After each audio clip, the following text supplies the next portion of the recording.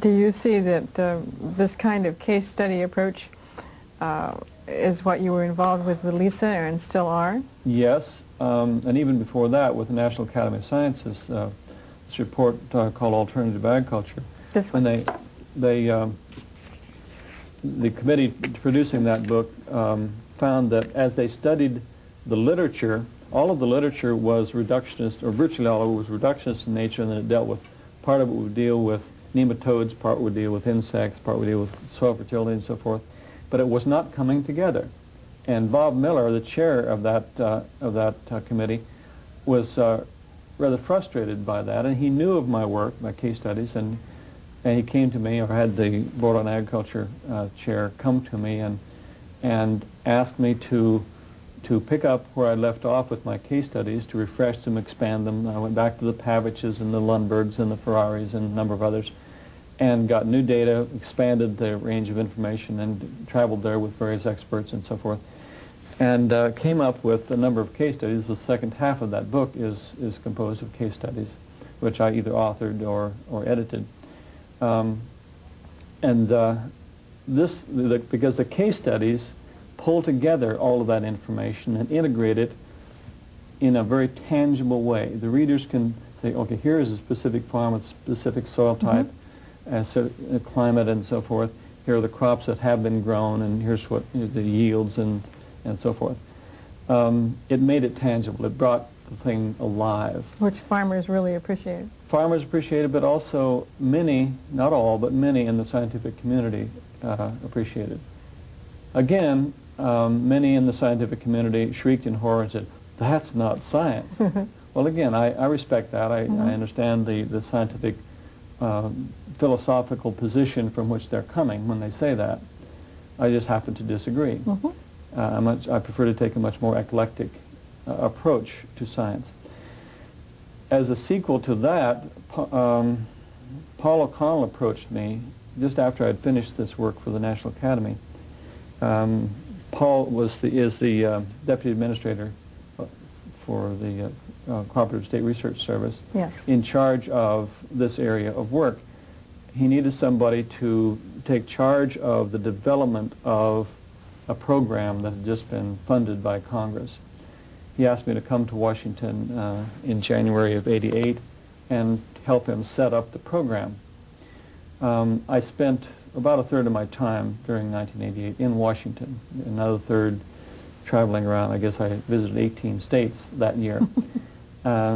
Within a very short time, we established the LISA program. Within 1 month, we had created the guidelines, had pulled together a committee of people from around the United States, established host institutions.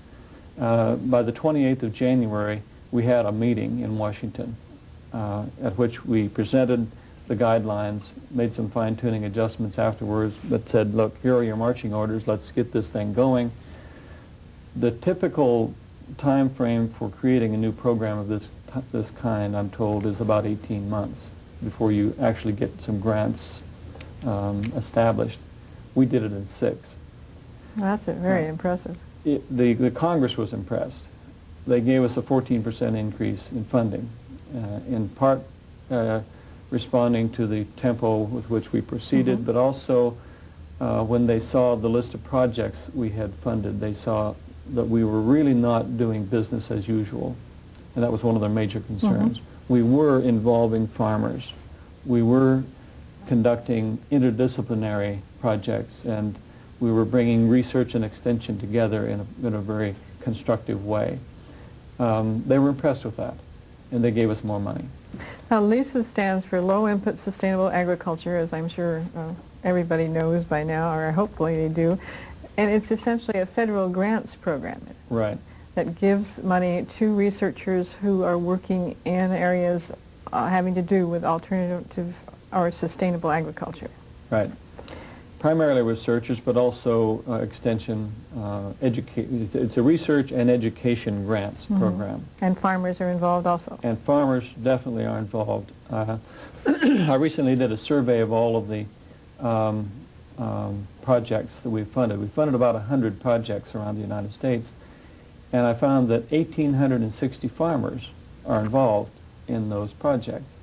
Many of them involved in such things as generating ideas, and others involved in evaluation of the projects. Some, several hundred, are involved in providing land for replicated experiments or demonstration plots. I find this rather exciting. It is. Now, it's broken into 4 regions, isn't it? Does That's it include correct. Hawaii and Alaska? Right. And the report that you were probably very much involved with, of Yes. Lisa 8889, are you going to be doing another one for 8990? Yeah, well, I have a report in my computer now called Lisa 8890.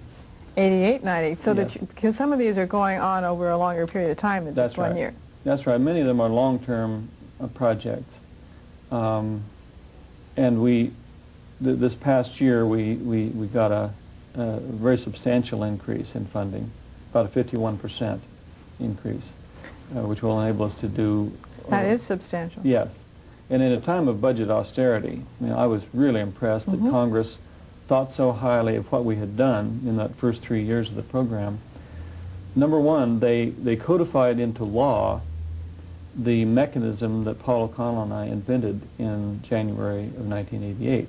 And we came up with the idea of administrative council and a technical committee and operating through the regional host institutions and so forth.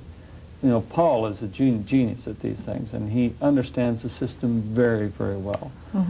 And working with Paul, I was able to help him, put it onto paper and to work through the details of it and get a mechanism that would really go. And apparently Congress thought that we were doing what they wanted us to do, and that it was what society really needed. They kept giving us more money, and then when it came time to come up with new enabling legislation in the 1990 Farm Bill, they basically codified into law the guidelines that we had established, and then added more dimensions to that, and gave us a substantial increase in funds.